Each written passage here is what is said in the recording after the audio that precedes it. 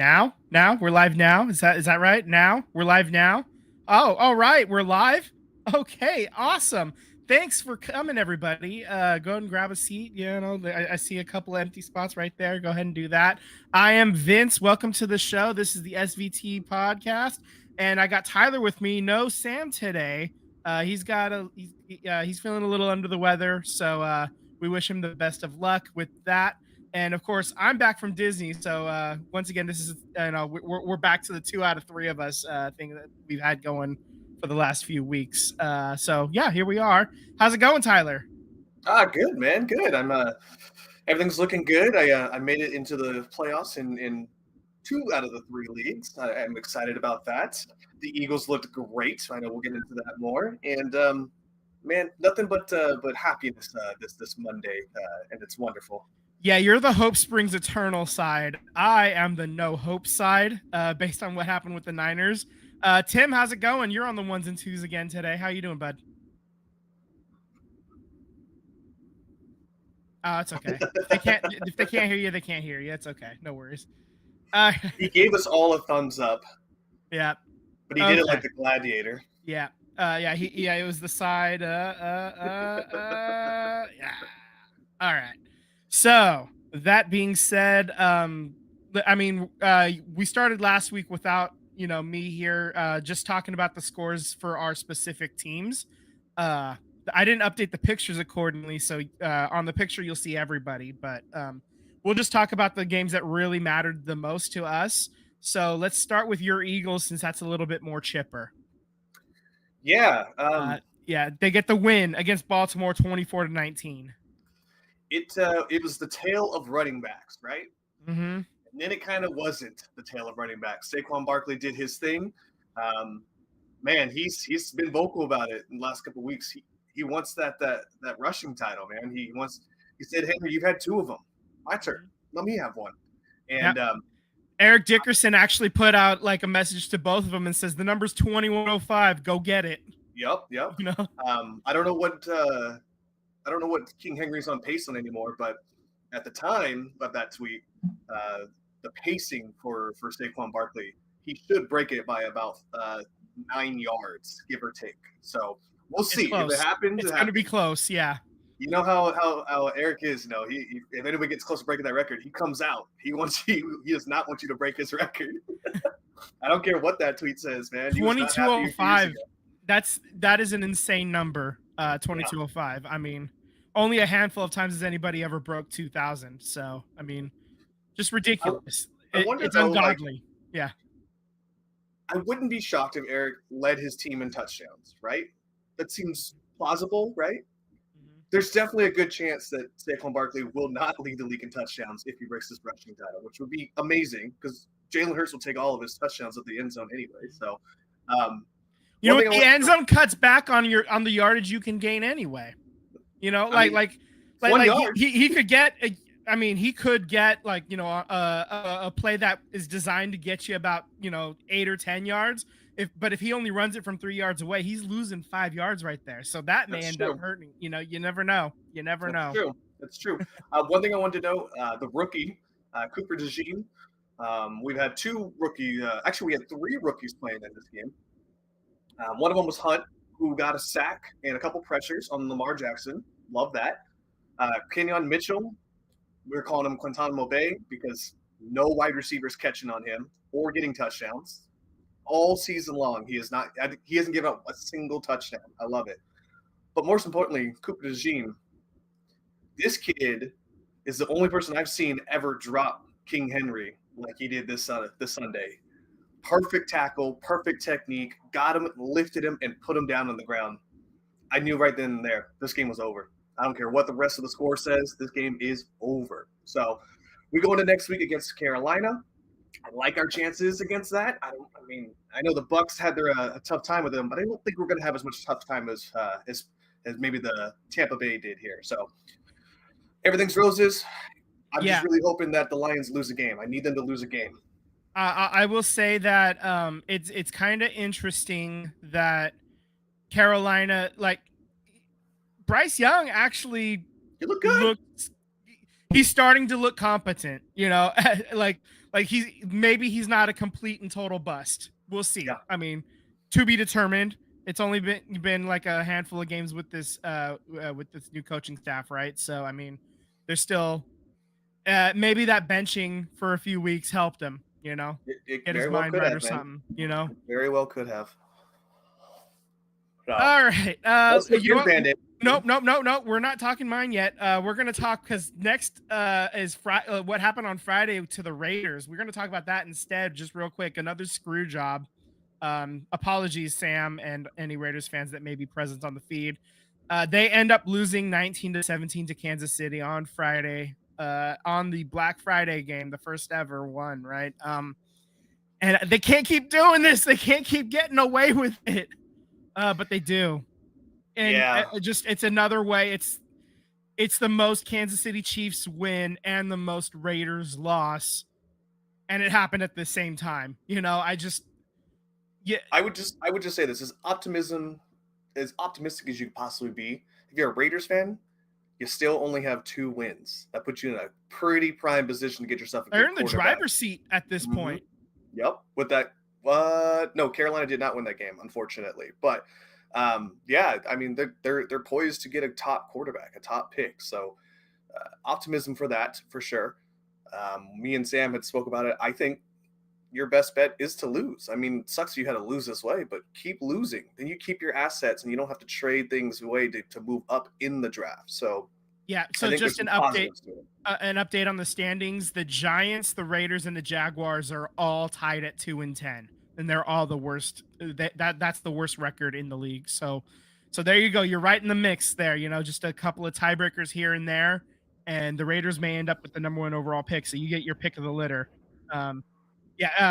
Papa G in the chat says absolutely screwed. Yeah. So yeah, just to clarify, the whistle was being blown by the side judge, but they let the play go, and there was a fumble on that play, and they let the play stand. Is what happened, right? So it was also an illegal motion, or illegal shift, I should say. Yeah. And that doesn't constitute as a play being blown dead, apparently. When I read the rules, it does not. This has happened several times, actually, this season. And the commentators have been making mention of it. So I have to imagine that this is going to be another rule that gets updated in the offseason, at this point. Because why are we – if there's something illegal happening on the offense, why are they letting them even run a play, in all honesty? So, yeah. But the Raiders get screwed again. Such is the story of the Raiders, if we're being honest. Like, this happens too often for us to be surprised anymore. And the Chiefs keep getting lucky break after lucky break after lucky break. And there they are. They're sitting 11-1 atop of the division, atop of the conference, AFC. So they're, what do you do? What can you say? Go Lions, I guess. Is all the Chiefs are beatable. You know what I mean? That's what this tells me. Okay, I know it was a Friday game. It was a 12:00 kickoff. It's everything about it is weird, especially if you're stuck to a rhythm and a cadence of how you perform week in, week out, Thursday, Sunday, Monday. So yeah, but the Bills beat them. They almost got beat by the Raiders. They almost got beat by there's another team that almost beat them as well that took them down to the wire. I can't remember right now, but they're beatable. So if the rest of the league, I mean, specifically I'm talking about the Vikings, the Lions, and the Eagles, you got to feel good about it, man. You got to feel good about your chances if you can do what you got to do on your end and see them at the end, if you see them at the end. Yeah, so I'm looking right now at the Chiefs' schedule so far, what they've played. So they of their 11 wins, you've got the win against the Saints, that was 13 points. You beat the Niners by 10, and you lost to the Bills by 9. And that's it. Like those are your two double-digit wins. Everything else was 7 points or less. So they're just squeaking by in 9 of their 11 wins. So they're right there. Right. Papa G says they should be about 6-5 right now, or 7-5 probably with 12 games played. But I mean, yeah, lucky breaks here and there have basically tipped the entire thing, and it's one break here, one break there. The Broncos game a couple of weeks ago, like right before they took that L to the Bills, that was one that they certainly should have lost. They barely escape against the Panthers just this past week before the Raiders. Yep. I mean, and the Raiders played them like at home in Las Vegas. They only lost by 7 there. So I mean, and that was late October. So this is definitely just not the team that we saw the last few years. That being said, until they actually like lose in the playoffs, it's tough to bet against them, Sure. Especially with Tay Voodoo out there. So yeah, out here all giving right, out Pop-Tarts. I've delayed. All right, it's time. So the Niners. You want to talk about the Niners? You want to talk about one of the greatest touchdowns I've seen in quite some time from an NFL perspective. All right, let's talk about that. Anything to delay what you want with the inevitable just here. The inevitable, yeah. It's just. I mean, where do you get the guts to call that in the snow, given every condition possible? You throw the lamest throw ever to Amari Cooper, who then Amari Cooper sees you as the quarterback and Josh Allen, and rugby tosses it back to you. Where do you get the guts? So what happened was Josh Allen actually, I heard about this after the fact. What had happened was Allen, that was not a good ball that he threw to Amari. Amari made an excellent play just to get his hand on it, and then as soon as he threw it, he just as soon as he let go of it, he knew it was a bad ball. So he just chased after it just in case something weird happened and he wanted to be able to help make a play on it. Amari Cooper makes a hell of a catch just to hold on to it. Cooper sees him, chucks it back to him, and Allen's like, okay, cool, and runs it the fuck in. So, all right, the final score was 35-10. Okay, whatever, sure.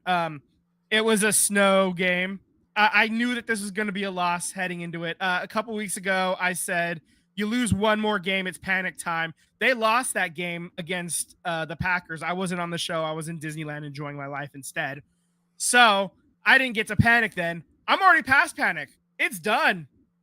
Nothing's happening. They're only, yes, they're mathematically only 2 games out of first.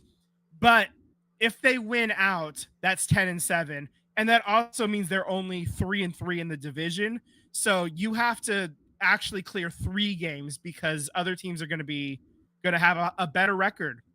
You got to clear 3 games, and you got to hope some teams in your division lose some games coming up in the next few weeks. Yeah, exactly. So they have to lose So the Niners have to make up 3 games in 5 games. So they have to basically win out, and then everybody else in the division has to lose out at this point. And that's not going to happen. So, I mean I'm writing off this season. It's done. And you know what? It's freeing to feel this way, I feel relief. I don't feel any more angst.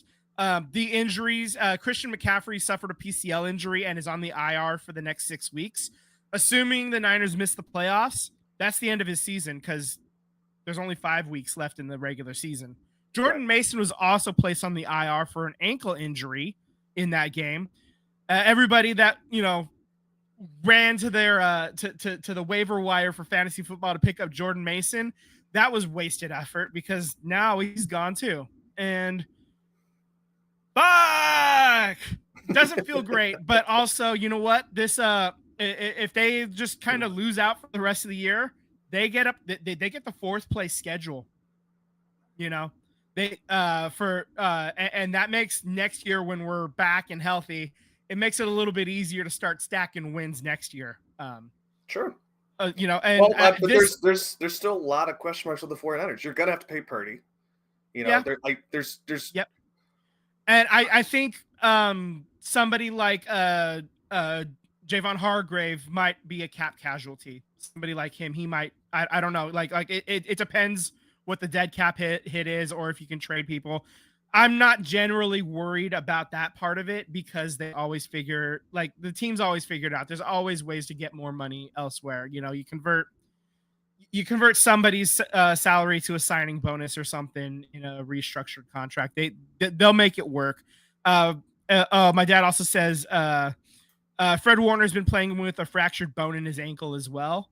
So I mean that's part of the reason why Fred just looks a little bit slower than normal this year. It's just they've lost heading into last night's game. They've lost 37 games played from Pro Bowl players, which is the most in the NFL. So it's not the most injuries per team, but it's the most injuries to key players that the Niners have suffered is really what it comes down to. And it shows this team is mid, at this point. The guys that they have now, I was looking ahead at the Niners schedule as well. And honestly, it's like the next 2 weeks, there might be some fool's gold in here because you get the Bears next week, and the Bears are they're not a good team. The Niners are right now not a good team either, but you could win at home playing the Bears, and then you have the Rams coming to your house on Thursday, so you could catch them a short week. It's a rivalry, it's a division game. That's definitely possible. But your last 3 games are at the Dolphins. You're at home on December 30th on Monday Night Football against the Lions, and then you're at Arizona. I think what might happen is I think the Niners may win like the next 2 games, fight their way back to 7-7, and then lose the last 3, and then you end up with like the 12th or 13th pick or something like that in the draft. Like that's kind of realistically where I see it going at this point, because I don't know, man. Do you see a scenario, we talked about it last week, that maybe the 49ers offload a wide receiver? I mean, they obviously can't do – the only one that makes sense is Deebo Samuel. So would you offload Deebo Samuel for cap and also for possibly moving up in the draft for yourself, honestly, there's nothing that's really off the table at this point. Nobody's gonna trade for Brandon Ayuk because the contract's too big, it's too new, it's too long, right? And he's got an ACL injury. Deebo he would be the next likely candidate.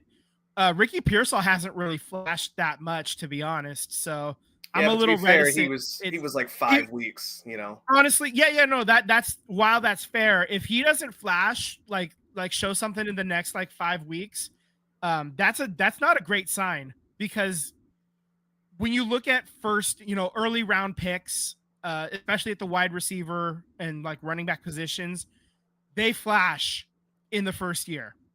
And if they don't flash, they go on to bust a whole hell of a lot of the time. Like the example of who was it that was in Miami forever? He and then he ended up in New England or something like that. Like I don't even remember, but like it took him until his 5th year to break out. Like that does not happen. Like your breakouts happen in your 2nd year, but there's always signs of it happening. Like you got a player like there's a game or 2 here or there in that 1st year where it's like, oh yeah, he could be something, and Ricky Pearsall hasn't shown that yet. So he's got 5 weeks to show that. Otherwise, I'm not quite writing him off, but I'm ready to start looking for the next thing if it's not him, if he doesn't flash in his next 5 games. Yeah, I think also too, I mean, he's 5 weeks behind. He has 0 chemistry with Purdy. Doesn't help that you played a snow game. The week prior to that, you had a backup quarterback. So realistically, he's only played 3 games with Purdy. You know what I mean? So I just think that, I'd give him a little bit more rope. He's played 5 games with Purdy so far. So okay. So by the end of the year, he'll have 10 games played with Purdy, assuming both of them play the rest of the schedule. Okay. So in 10 games, you need to flash at least once, because that's 10% of the games. I need a big game from Ricky Pearsall in the next 5 weeks. I just need one of them. I just need signs of life is what I need. And that's it. If there's no signs of life in the last 5 weeks, I'm ready for the Niners to draft another big name wide receiver. Yeah.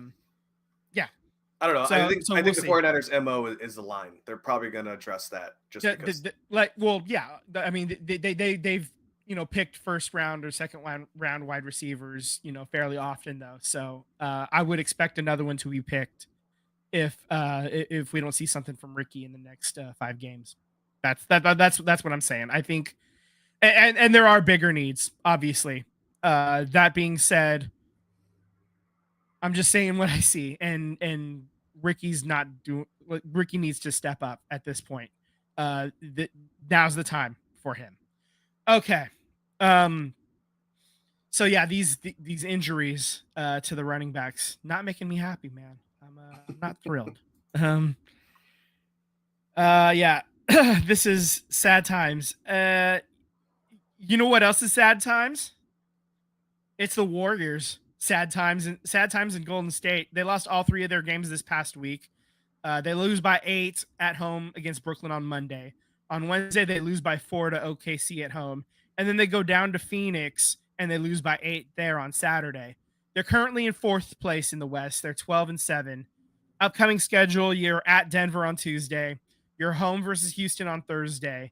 And then you got Minnesota on Friday and Minnesota on Sunday. So both games in Golden State. Sure. I So, also, yeah. Go this ahead. is kind of what I thought was gonna happen, and it's probably gonna happen a couple more times this season. This team, while it has very good depth and they play very good, but also you need an elite scorer consistently, and you're not going to get it with these guys. I'm sorry, Buddy Hield is a streaky shooter. You know, um, the Native American kid, I'm drawing a blank on this right now, that he keeps starting for some reason. Lindy Waters. He's a streaky shooter. Brandon Pazinski looks like he forgot how to shoot. He's doing the Ben Simmons route right now. Luckily, his defense is still there.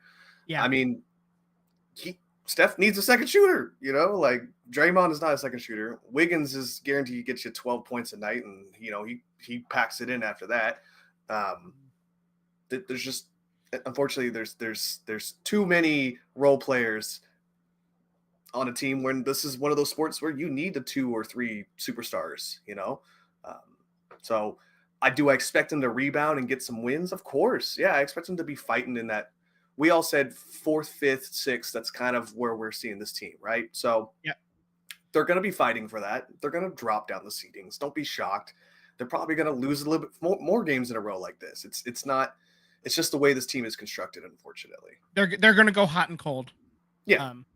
Yeah. They'll go nuclear for a little bit, and then they're going to cool down. I got to sneeze coming, so go ahead and start talking while I mute it.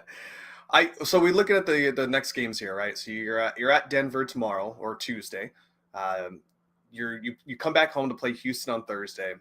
Well, you got a home stand here. So Houston on Thursday, and then we're playing the Timberwolves on Friday, and not a back-to-back, but a baseball series here.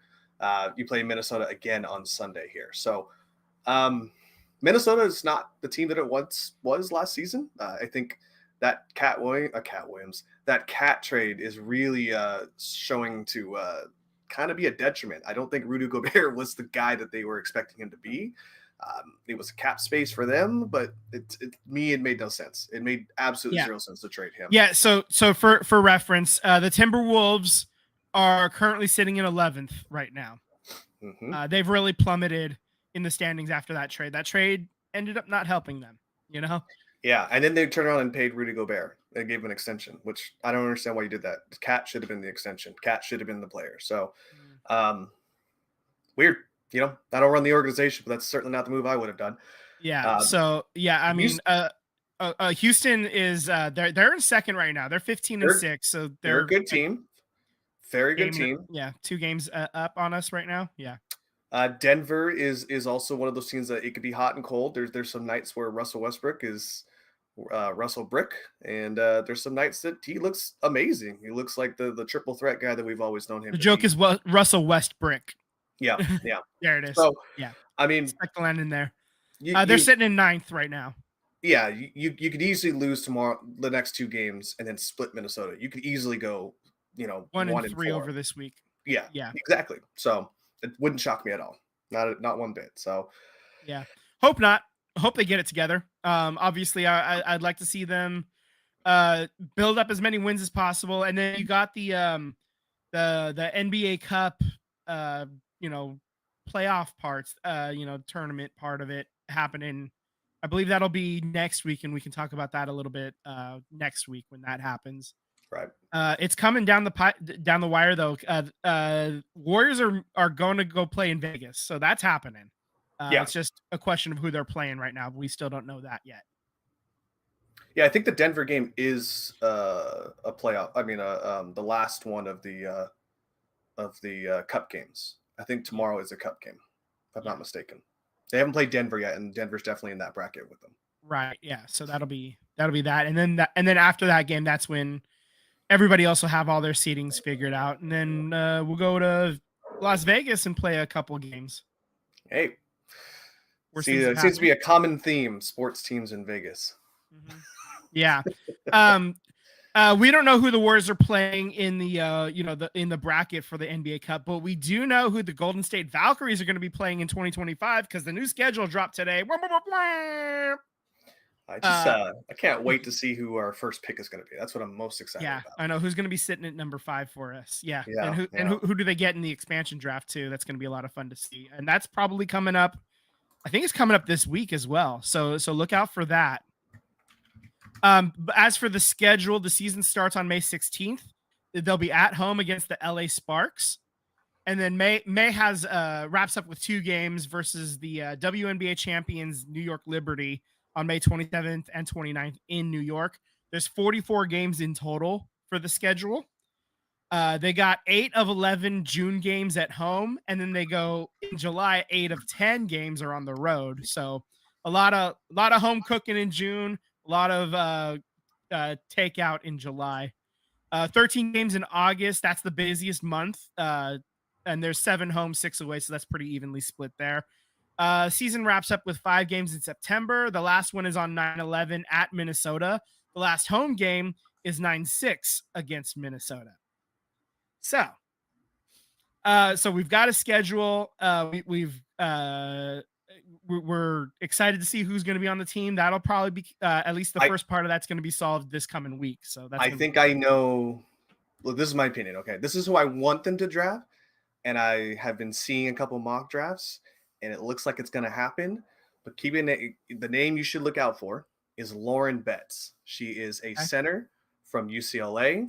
She is an absolute beast, and she can shoot the ball and get into the post and get dirty if she has to. So that's the name I'm looking out for, and wouldn't be shocked if she's sitting there at number 5 for him. Okay. Yeah, that's and the draft is not going to be happening until the end of the women's tournament. Mm-hmm. The NCAA women's tournament.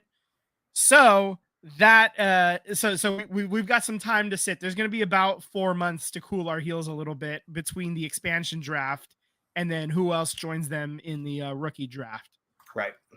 So yeah, that's just some really exciting news. Go follow the team on socials, Instagram and Blue Sky and whatever else. So, one more note on the WNBA: Kelsey Plum is opting out of the Unrivaled 3-versus-3 league. She's quote taking some more time for herself for the offseason, is what she said in an Instagram story. She's more than welcome to be a point guard in Golden State. Yep, absolutely. We would welcome her with open arms. The jersey sales would skyrocket like crazy. Like at this point, that's kind of what we're waiting for. Is we're waiting for some players so that way we know what jerseys to buy at this point. And the color scheme's pretty cool. I like the purple and the black. I think that it pops real nice. The lavender. Right. The lighter purple. It's cool. You kind of glow in lavender on your screen. I don't think that was on purpose, but it's a happy little accident there. It's my Twitch purple, as I say. Nice. So speaking of happy accidents, the Sharks won 3 out of 4 games this week. And the only game they lost was the one that I picked them to win. So that feels great for our win of the week standings. Hey, I told you everything is roses for me, man. Yeah, no, you know what? If they keep losing the game that I picked, but then win everything else during the week, worse things have happened. You know, I am not complaining at all. Sam in the chat says she will be a Valkyrie. We hope so, man. We hope so. So on last Monday, after we logged off, they beat the Kings 7-2. That game was exciting. Oh, it was That third, close. It yeah, was it was close after the close going first. into that third. Yeah, Yeah. like going into the third period, and then they just beat the brakes off of them in the third period. Not Uh-huh. mad. Uh, Shout out to our boy Daniel. Sorry, bud, but also not sorry because feels great to be on this side of it for a change. You know. Uh, so they get the loss versus Ottawa on Wednesday 4-3. I didn't see that game. I was still in Disney. So, did you watch that game by chance? I did. That one kind of sucked because they had it to the end there, and I mean, they were up. They were up 3-2, and then they quickly gave the goal back, so it was 3-3, and then they gave up the last second goal there in the third period. So which is That's right. unfortunate. That's right. I do remember seeing that highlight now. Yeah. And then Speaking they of played breaks, 2 games. They played the home and home series against Seattle. They get the win in San Jose 8-5 on Friday. And then on Saturday, they get the win 4-2 in Seattle. So there was So, an yeah. interesting fact here that I think they announced it on the first game, not the second game, but the Sharks scoring 7 goals and then scoring 8 goals, 2 games later. Uh-huh. That's the most combined goals. So the 7, the 3, and the 8 goals. That's the most combined goals that this team has scored in a week succession of time since 1994. Yeah. I mean, it's 18 goals over 3 games. Yeah.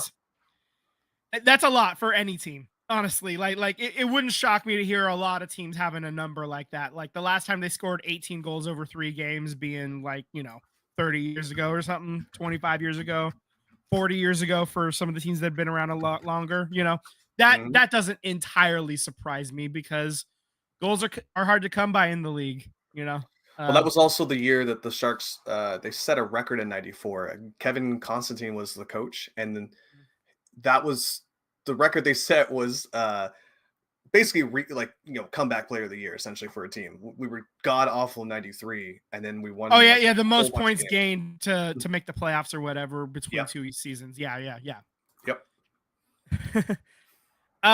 So just for a standings check, there are 9 wins, 13 losses, 5 overtime losses. 7th in the Pacific. They got Anaheim behind them.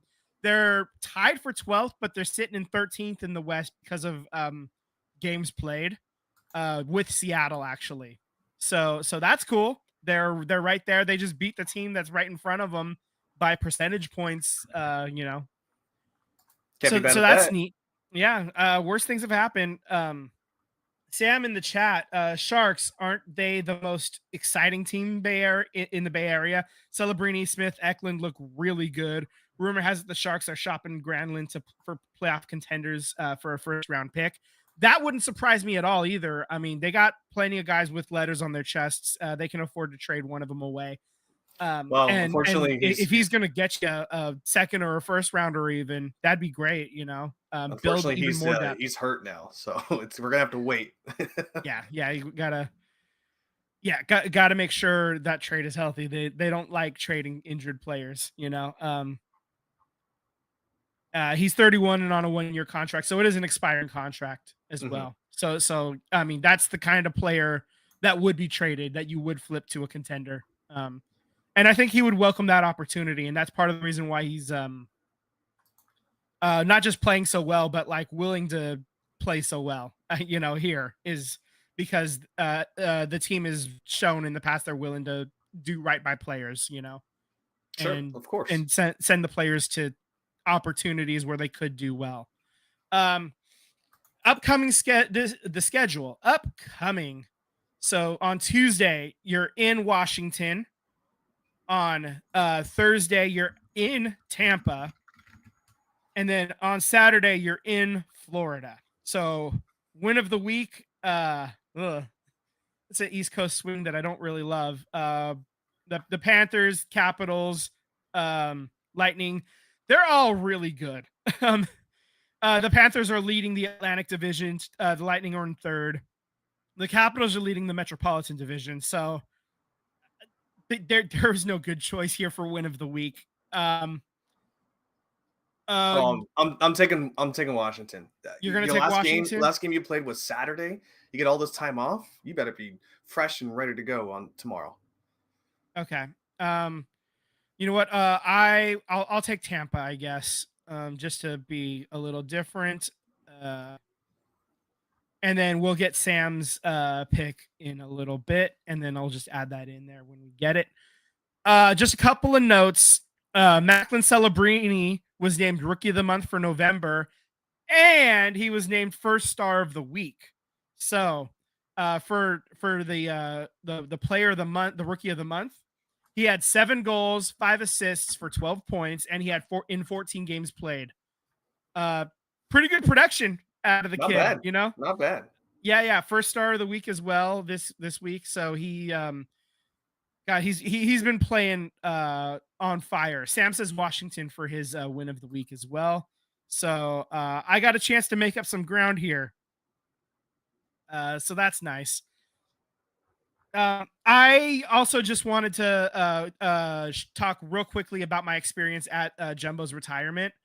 So on my Instagram and actually on my TikTok as well, for those of you that are on that, I did post a reel, for lack of a better term, of Jumbo's number getting raised up to the rafters.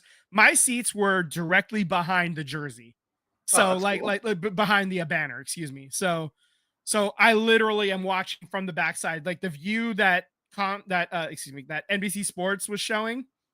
I'm literally on the exact opposite side of it, so you have a reverse view of that. It wasn't perfect for watching the ceremony, but there's screens for that. That's not a big deal. So that was quite the experience. I was there with my brother and his wife and his daughter, and also my wife. So we got to take a picture in front of the shark head. So that's the picture that we're sharing as well. It was a very lovely time, and they didn't get the win. That's okay. They didn't get the win on Patty Marlowe's night either. And, it happens. What can you do? They're not, they're still not a very good team. But the rebound was great. I mean, that rebound game against the Kings, I mean, could you ask for more? Yeah. I mean, they got a lot of good young talent, and when it hits right, like something like that could happen, but they're too young and too inconsistent at this point to expect them to be really good. I will say, I think that there's room for one more banner up there that'll probably happen. And that's I think Joe Pavelski's number is going to get retired as well. Nobody's wearing 8 right now, and I don't think anybody's going to wear 8 because I believe that Joe Pavelski does sneak into the Hall of Fame. Like I think so? I think yeah, I do. I think his case is good enough, especially in the deeper metrics or whatever. I think that there is a case to be made that he does make the Hall of Fame, and I think if it looks like that it's going to happen, then Pavelski will get his number retired as well. 13 years here and was a captain, and made the Olympic team and rang a shot off the post. He was a quarter of an inch away from being a gold medalist instead of a silver medalist, at the Olympics. Mm-hmm. So I mean, yeah. Captain America will end up. I think he gets his jersey retired. So that's my prediction. I think that's probably still like maybe 2 or 3 years away though. So we still got some time on that one. But I'm just looking forward to the next greatest of all teal hashtag event. So yeah, the Jumbo game was fun. It was great to see all those guys. They told a lot of cool stories. Specifically, there was one Dougie Murray, Crankshaft, was talking about how him and Jumbo helped move in this homeless woman into an apartment in San Jose. And it was something that they kept quiet until now. Like, I guess the statute of limitations is up. So like Jumbo did stuff like that all the time in the community. and he just didn't make a big show of it. He kind of kept quiet. Patrick Marleau did a lot of that kind of stuff too. So like, it's nice to see that our greatest players also had like the greatest hearts as well. Absolutely. It made me feel good to wear this teal. And I'm actually wearing a shirt that I bought at the game. This is little got the older logo, and it's got the jumbo retirement patch as well. Like, oh, nice. it's right there. So on the bottom of the shirt, yeah. So and yeah. So I was really excited to buy that. They were selling out of a lot of stuff, and yeah, obviously because it's a big night. And then I went to Disneyland the next day, so it was a busy week for me. Yeah, I was running on fumes for a while there. Yeah, so I guess that kind of brings us to the end of hockey talk. Sam says, "Oh, but they won in our hearts." And my dad said, "The kid might be okay." Calder Trophy coming as well. I feel it. I feel it's yeah. happening. Yeah. He's if he continues the pace that he's on, and he plays basically every game from here on out, you're looking at 70-ish games, which is more than enough to qualify for those kind of awards. In my mind. Agreed, So yeah, man. he's going to be right in line. And just last year in Chicago, Connor Bedard played, I think, like 68 games or something like that. So the precedent has been set before. So I think we're looking at another situation like that as well. So let's switch gears here, and we'll talk soccer now. Let's talk Wrexham. On Tuesday, they get the win versus Lincoln City. They're It 10 was wins. it was not that great of a game. I mean, Yeah. possession wise, they had the ball quite a bit. Definitely, excelled at getting into the passing lanes. The only reason why they win this goal or this game is because Lincoln City put the goal in their own net. So it wasn't that great of a game, but hey, you take the win. They're currently, 10-4-3, 34 points. They're in second place. You got a point up against Birmingham, who's at third. So just keep going, man. You got 2 league games this week coming up on Tuesday versus Barnsley, and then at Burton on Saturday. So a chance to pick up 6 more points and just really apply pressure. Yeah, absolutely. I mean, that's the name of the game, right? Can they go up this many times in succession? Nobody's ever done it. Let's see if they can do it. Yeah, this is a shot at history, and when you got a shot at history, you got to take the shot, right? I mean, That's the whole reason the Warriors in 2016 went for that record, because that's those 73 wins, because you have a shot at history. You got to make history, Yep. Absolutely. Let's do it. Let's see. I want to see it happen. I'd be so excited. And apparently they're still trying to work out some stuff on the pitch as well. Like the training grounds or something like that. Like there's a little bit of kerfuffle happening there. They're trying There's to a work lot out. of red tape that's shocking. The English Welsh government doesn't really seem eye to eye with 2 Americans wanting to just take over their city and town. So there's a little bit more politics than it is just red tape at this point, unfortunately. Yeah. So all right, let's just switch gears to the NWSL. So there are a couple of notes here. Bay FC extended contracts with Penelope Hawking through 2027 and Maddie Moreau through 2025. Those were two, basically the only 2 players that came off of the bench for the last half of the season once Abby Dahlkemper came. Maddie Moreau really had a hell of a summer cup tournament as well. She got an opportunity and took advantage of it. And so they were able to come to terms and have her back for another year. And she's a fan favorite because of how well she played in that summer cup, and then just how well she played after that as well. Just being a menace with some speed on the back line.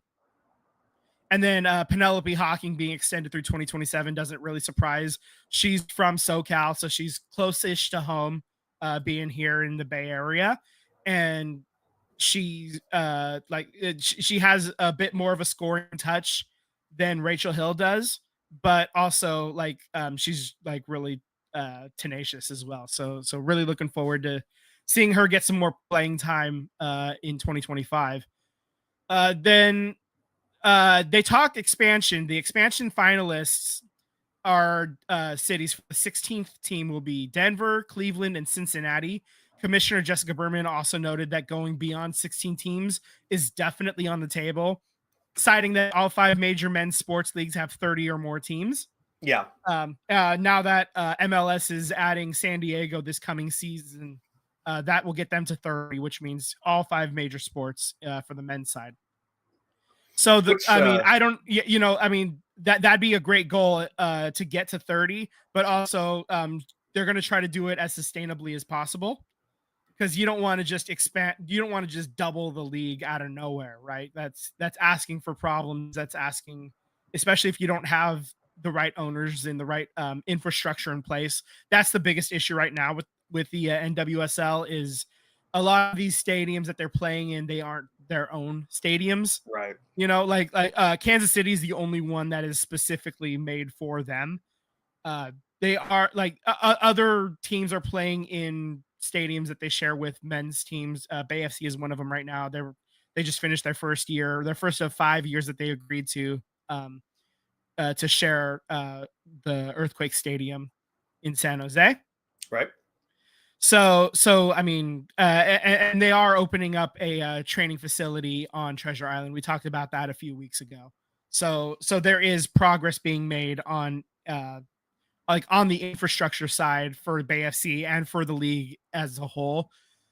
That being said, there are other issues at play as well. So between Denver, Cleveland, and Cincinnati, I think if we take the fans out of it, if we're going to just assume that the fans will support the team no matter what and give you what Bay FC did this past year and give you at least 80% of a sellout, if not higher, every game, I think Denver has the edge, in my opinion, because of all the extracurricular stuff. Ohio has stricter laws on women's rights, whereas Colorado doesn't.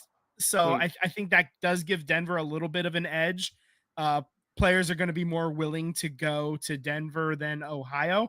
That being said, Ohio is like not as egregious as some other places in America. So that doesn't completely rule them out either. And I think it's probably not going to be as heavy as a deal breaker as it would be for other states. Like, for example, I don't think Jacksonville's going to get an NWSL team.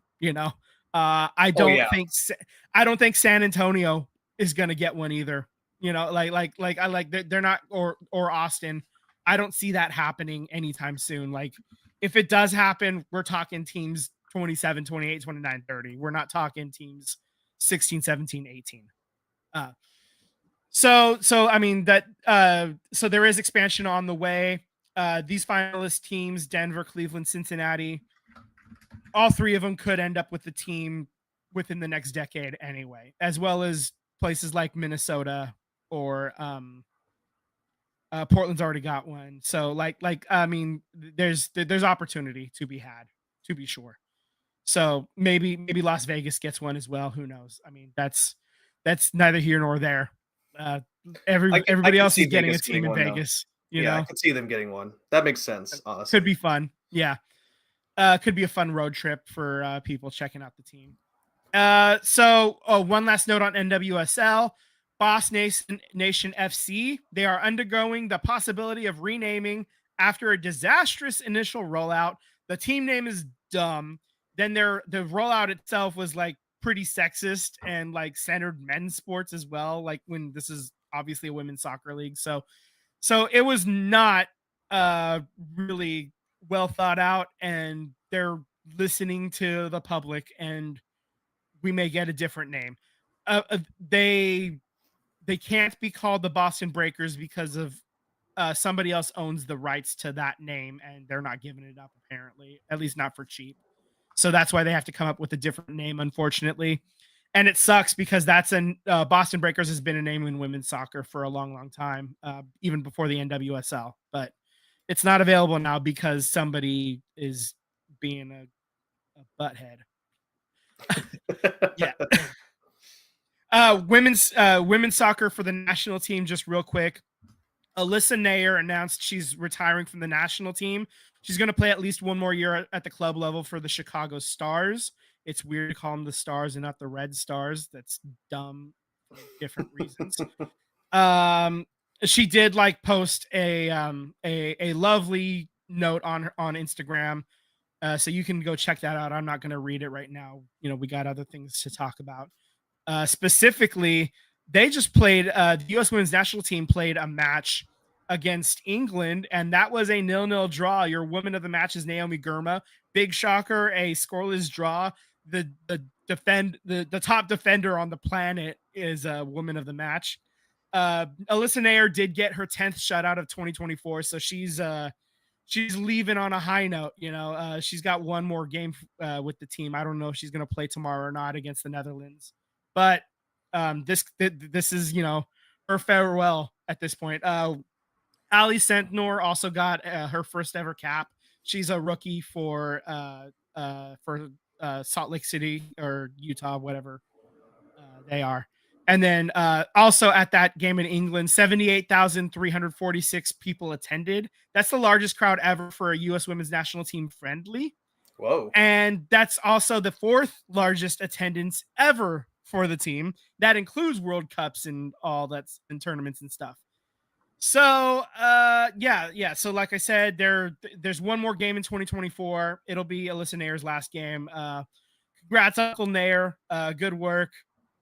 And yeah, the team's going to miss you, but she's also stepping out right now is the perfect time to step away and let somebody else kind of take the reins, because 2025, 2026, that's when you're starting to build up toward the World Cup in 2027, right? So now's the time when you step away after the Olympics, you give the other goaltenders a chance to earn the job, a chance to really show their stuff and make a name for themselves. And they've been waiting a while because Alyssa Nair kind of took over and never gave the reins back, even though like a lot of people had their questions about her, especially earlier in her career. But she ends up being one of, if not the best goalkeeper in U.S. women's national team history. She's right up there with Brandon Scurry and Hope Solo as well.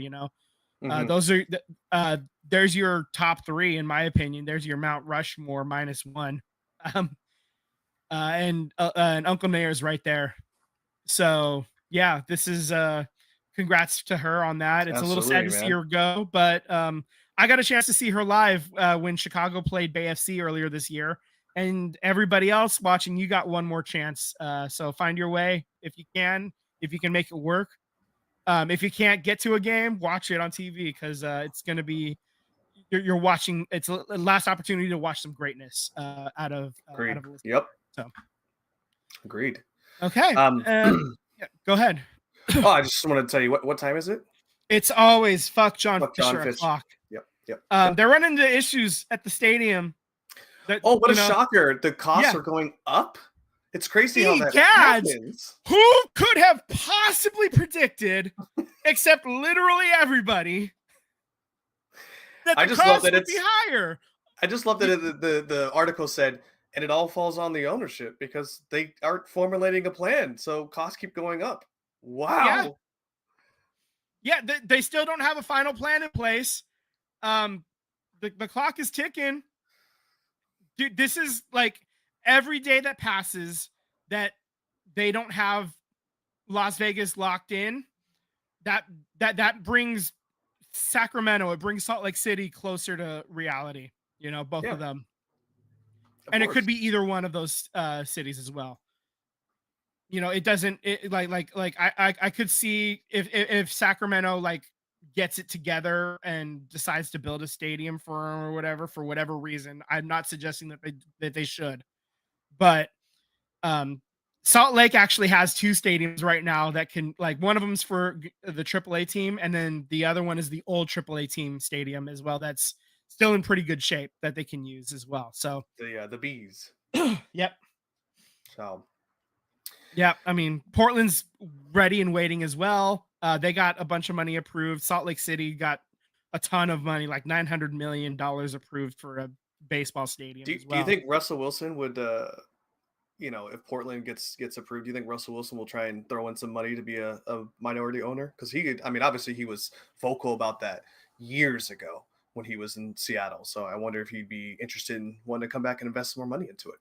It's entirely possible.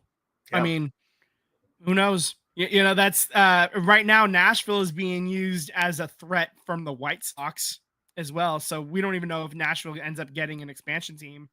They may end up getting Chicago's second team, and that sucks as well. And I hate that. We all know how we stand on this. So fuck John Fisher and fuck Dave Cavill, Catherine Aker, Rob Manfred, the whole lot of them, right in the ear with no lube. Fuck them. Absolutely. Always. And with that, I guess that brings us to the end of the show. Sam actually says the Tampa Bay Rays Stadium deal is falling apart as well because of the damage that happened during the hurricane. So there's a lot of anxiety happening right now with baseball stadiums. There's something happening, there's something in the air. This is not good, and wham. Oh no, the owners are, having problems, but the fans are the ones that are actually going to be hurt the most by this, and it sucks, and I hate that for the fans. And yeah, this is brutal. I don't like this at all. Well, update here before we leave here. Yeah, the Browns are up 10-7 on the Broncos. Nick Chubb, who I'm banking on him to score me some points tonight so I could finish off my victory this week, has 6 carries for 11 yards and hasn't touched the ball since early in the second quarter. Great. He just disappeared. I don't know where Chubb went. It's all Jacoby Ford now. So great. Awesome. Oh boy. Way to add drama to this mix here. Yeah. Oh shit. I just got some breaking news on the Niners as well. So Trent Williams' son died as well. Oh yes. Yes. That happened. That news broke earlier today as well. But the Athletic finally put the report out on that. So that's another huge bummer. Just a really bad thing to happen in the middle of just really bad things as well. Charvarius Ward just lost his kid too. So if you're not injured, you're losing close family members as well for this team. So just bad on bad on bad. This is this is very 2020 vibes for the Niners. So yeah, very much. We'll see what happens. Maybe, hopefully they can turn it around next year, because this year is lost, and you don't have to see me panic because the panic is already done. Yeah, I already talked about it. There's a reason why I'm wearing the Sharks stuff today instead of the Niners stuff, man. It gives me more joy to wear the Sharks stuff right now, which is saying something, Yeah, I agree. So, well, Vince, I think it's time to send us off here. Yeah, let's say the words. Thank you for listening to the podcast. Subscribe on YouTube. Hit the bell for alerts when we go live. Also, if you don't have time to listen to the full episode, we're putting out several segments on YouTube throughout the week as well. So check those out. Follow us on Instagram and Threads at SVT Sports Pod. Slide into them DMs, baby. Let's talk some sports. Let's have some fun. This is going to be, we do want to try to build this up a little bit. So if you know somebody, send them our way. We're down to clown. Later, guys. And with that, we say fuck John Fisher and have a good night.